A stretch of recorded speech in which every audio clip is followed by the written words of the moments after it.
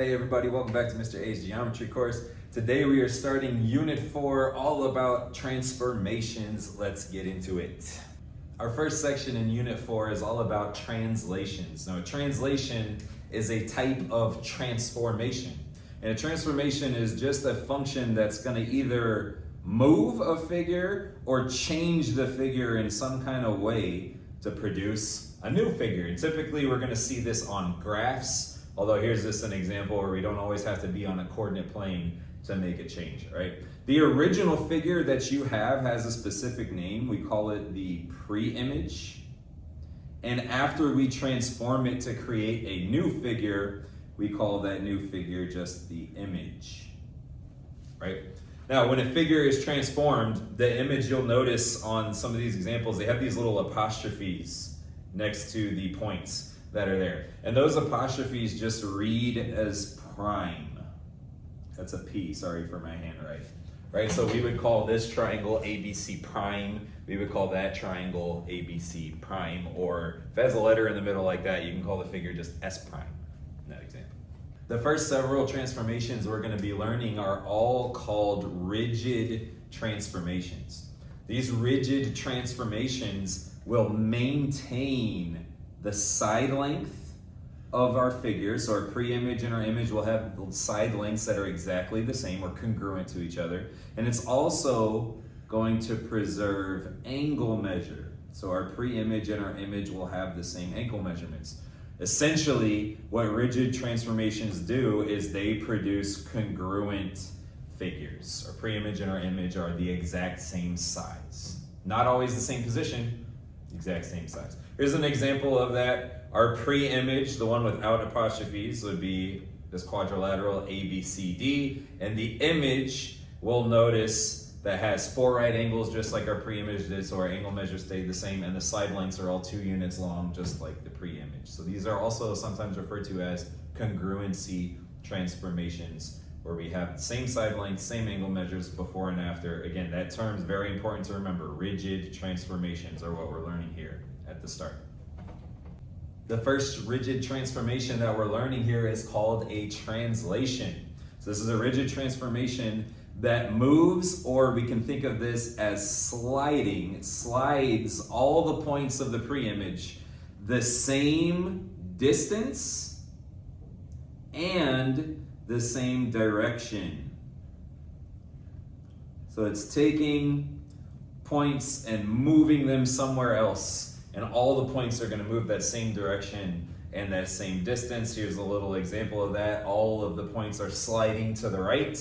And what you would notice here with these slides is that these would all be parallel to each other. That means that they're sliding at the same rate and in the same direction. That's what a translation looks like. The main thing we're going to be doing here in Unit 4 is performing transformations on the coordinate plane. In order to perform a translation, we need to know how far to slide and in what direction to slide. And we can be given these rules for our sliding in 3 different ways. All right, one very uncommon way is just by being given instructions, just literal words telling us what direction to go. For example, we could be told to slide our points to the left 5 and then up 3. Right? It can be as simple as that. We would take 1 point at a time and perform that slide or that translation. All right?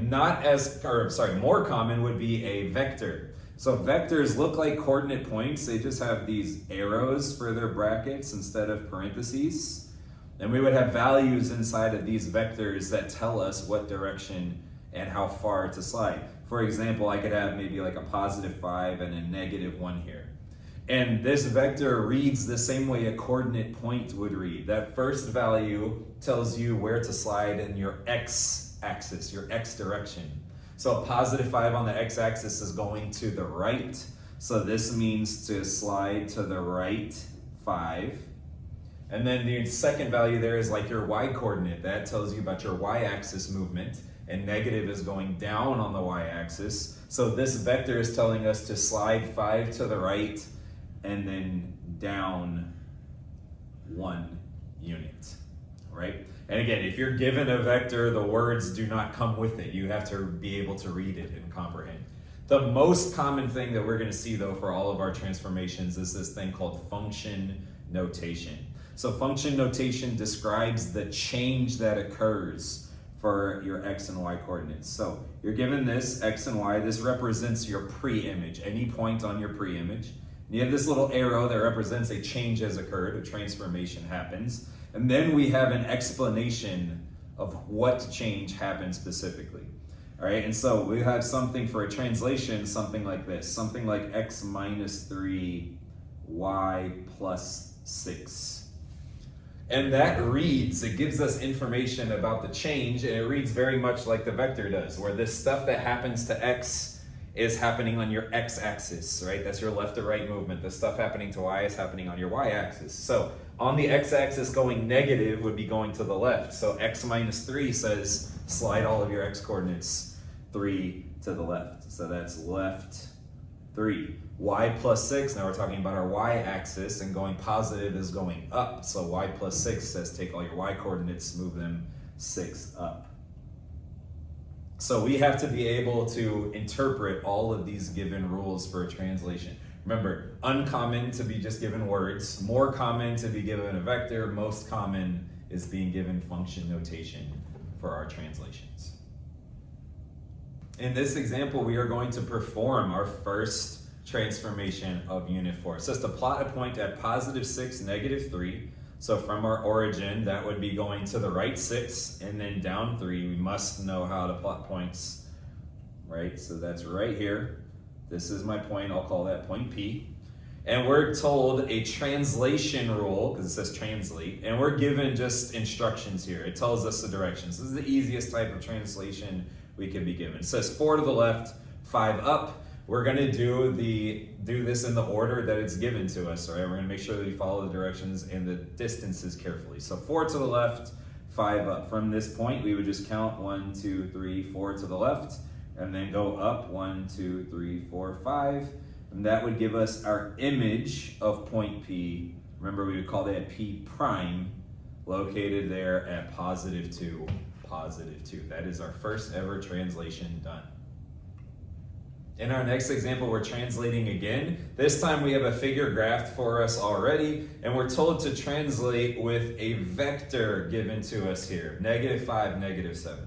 So again, we must be able to interpret this and know what these directions are given to us. Remember, we treat this like a coordinate point. Our first value tells us our x direction, that's left or right. And going negative on the x-axis is going to the left. So a negative 5 here tells me to go left 5. Our second value comes from our y-coordinate, our y-axis, and we're going negative here, again, negative 7, that's going downwards on the y-axis. So we're going left 5 and then down 7, 1 point at a time. It doesn't matter which point we start with. I'm going to start with that point that's at negative 1, positive 8, and again, I'm going left 5, down 7. So I'm going 1, 2, 3, 4, 5 to the left.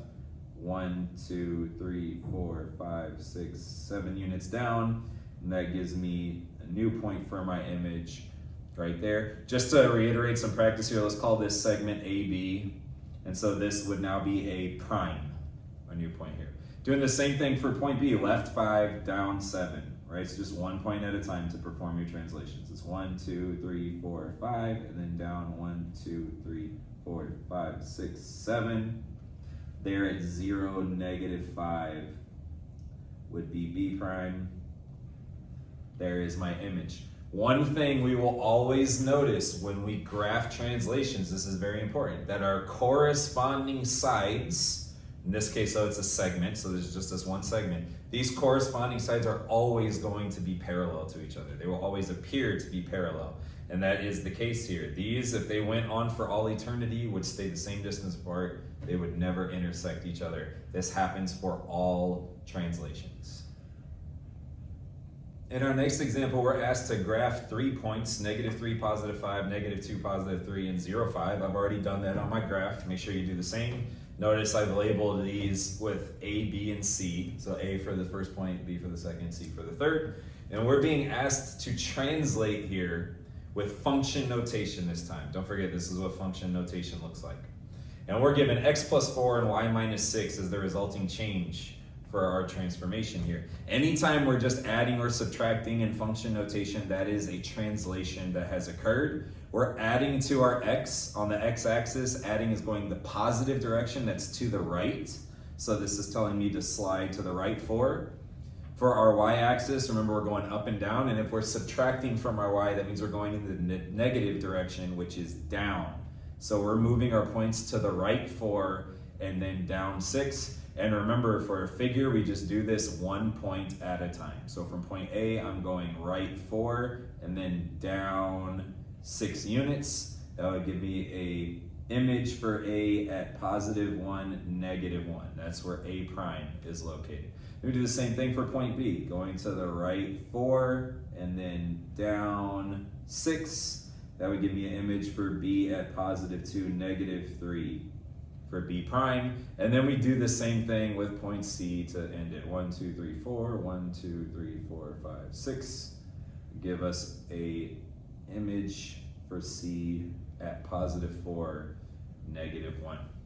Again, if I connect those, that would be my image, ABC prime. And again, you'll notice that we have corresponding sides like AC and AC prime that are parallel to each other. Again, that happens for every translation. In our next example, we're being asked to perform 2 translations. Notice it says translate along 5-4, then translate again with some function notation. We would call this a composition of transformations. That means we're doing more than one change on the same graph. Whenever we have to do this, we do it in the order that the transformations are given. So this is the first one we're going to perform. We're given a vector of 5-4. Hopefully you're catching on to this direction and distance thing now. +5 would be going right 5 for that x-coordinate. +4 would be going up 4. This is our first slide, 1 point at a time. So right 5, up 4, starting with E, 1, 2, 3, 4, 5 to the right, 1, 2, 3, 4 up. Gets me to +2, +6. Remember, we would call this E prime.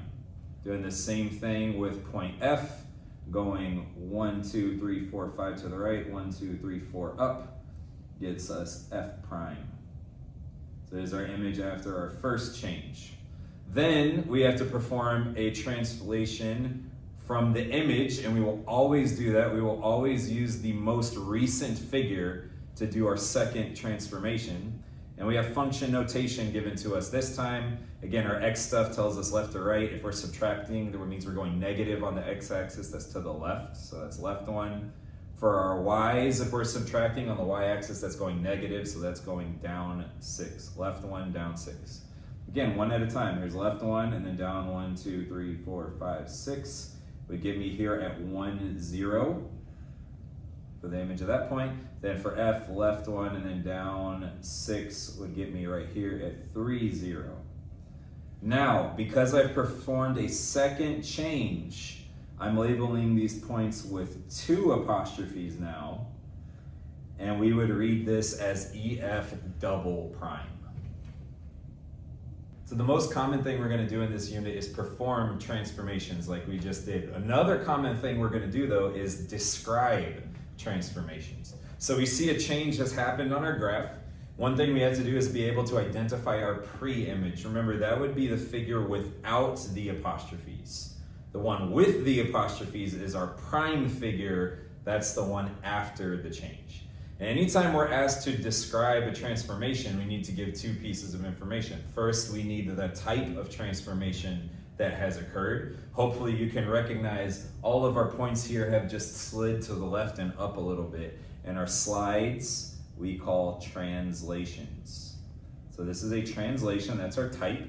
We then need the rule for this transformation. So for a translation, we're saying how far did we slide, what direction did we slide. And I want us to be able to write these rules as vectors or as function notation, not with words, okay? Vectors or function notation. So we look at 1 point at a time, like A to A prime. Notice that to get there, we go left to right first. I'm going left 1, 2, 3, 4, 5, 6, 6 to the left, and then up 2. So as a vector, if I'm going left 6, that would be -6. If I'm going up 2, that's +2. So there's my vector. We need to also write that in function notation, which would look like this. xy becomes x minus 6, y plus 2. That's describing a transformation. One last description here. We're going to describe again. One last example here for our notes today. We have another transformation to describe. We're going from A to B, meaning A is our pre-image, so we have to figure out what change occurs to get from there to shape B. Remember, to describe a transformation, we need two pieces of information. This is a slide. Our triangle is kind of sitting in the same position, but it has slid to the right and down. And that type of transformation we call a translation. And again, if we say it's a translation, we have to provide the rule. What direction did we slide? How far did we slide? Now, one thing that could be a little challenging here is that we don't have like points for our vertices. So instead, we just want to get like corresponding vertices. So I can go from like bottom right to bottom right and figure out that change. So to get from our pre-image A to our image B, because I'm going from A to B, that means this is my original figure. I'm sliding to the right, 1, 2, 3, 4, 5. And then I'm going down 1, 2, 3, 4. So right 5, down 4. If you give it to me as a vector, that'd be positive 5, negative 4. As function notation, that would be xy changes to x plus 5, y minus 4. If you're describing your own transformations, you only need one of these things to describe a translation. Guys, that wraps up our lesson on translations. We'll see you in the next one in 4.2 when we go over reflections. Bye, guys.